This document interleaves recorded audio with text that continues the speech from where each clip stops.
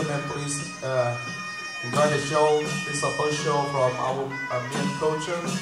It's a blast for everyone. And as you can see, they will bow to everyone, and it's a best luck to everybody too. Thank you.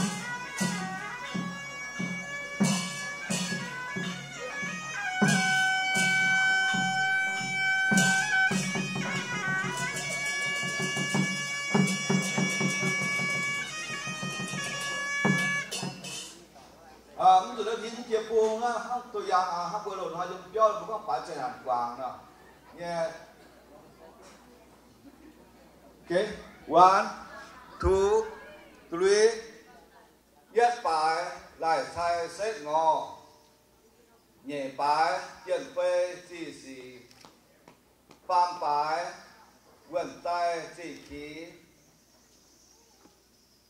phê bài găng ố chỉ đại, bài tiền bầu duy biệt, lựa bài lệ thay lệ tối rồi là cũng kịp cùng讲买百宝和宝用上是就是个八卦命你别想象过弄个你按八个副罗尊呐你八的想象的这种结婚这样这个这个八的副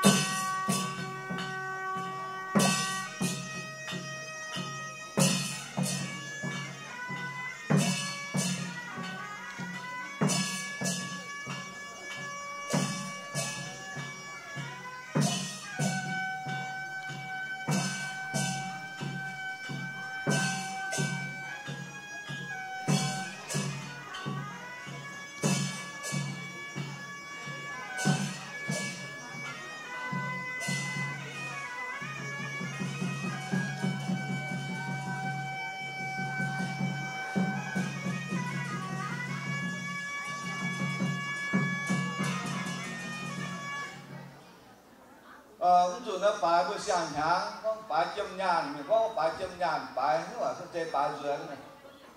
Okay, 1, 2, 3. Nhất bài xiết nhìn hẹn hoàng, nhị bài miền tin miền viên, tam bài sổ mềm liền lý, phế bài phế quý bèn on, bài e làng đùa điều chiêm nhàn phù lộ miền viên, đùa bài đùa họ tuân yun. Chiết bài, chiết viên giang làng, dễ chiếu, phết bài, cấu giải, nhà lô, xóa nhiên, bèn on, đưa bài, đưa đùng, quế, giải ngắm diệu. Chiệp bài, chiệp dây, tuân yun, chiệp yết bài, diệu nhuận, tàng sen, hang suy, tàng liều. Kiệp nhị bái, trên tiêu, bái giải, trên kết, bàng on. Kể chẳng ạ, xin. Cảm ơn. Ở như em suy nghĩ, em chứ nào.